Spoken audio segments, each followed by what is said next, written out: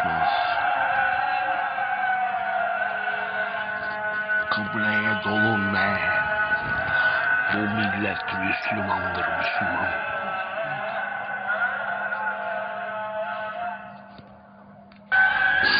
Yeni bir kedi fırladı ve öksürükler dinmiyor.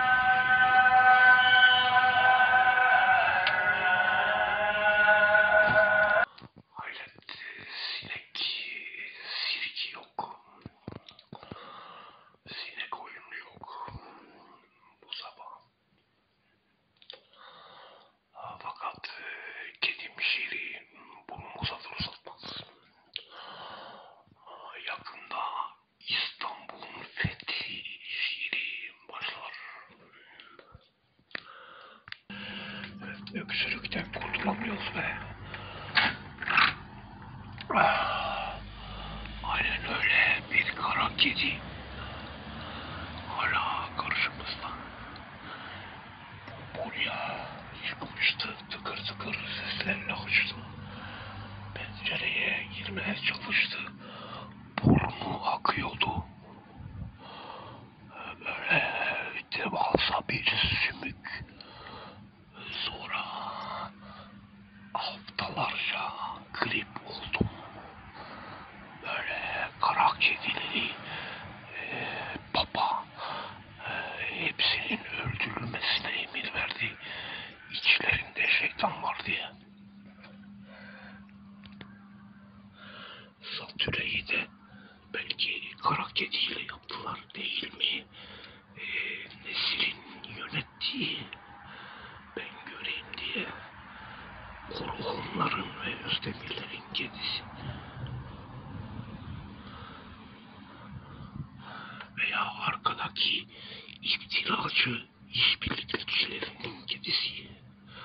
Veya kuaförün, parkafinin kedisi.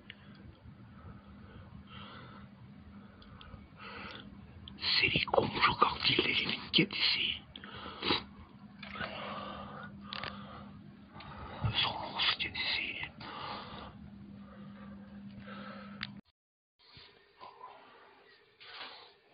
Test alacağız, bir tane yetiştirdi be oraya.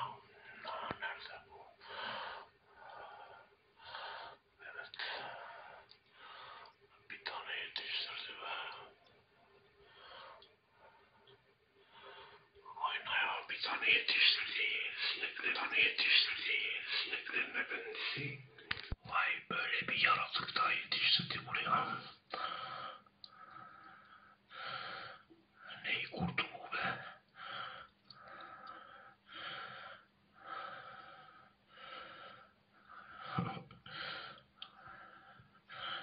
Böceklerin kralı.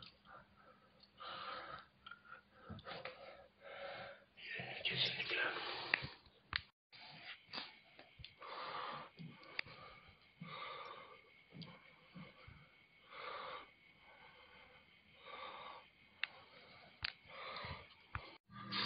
Tamam, bitti.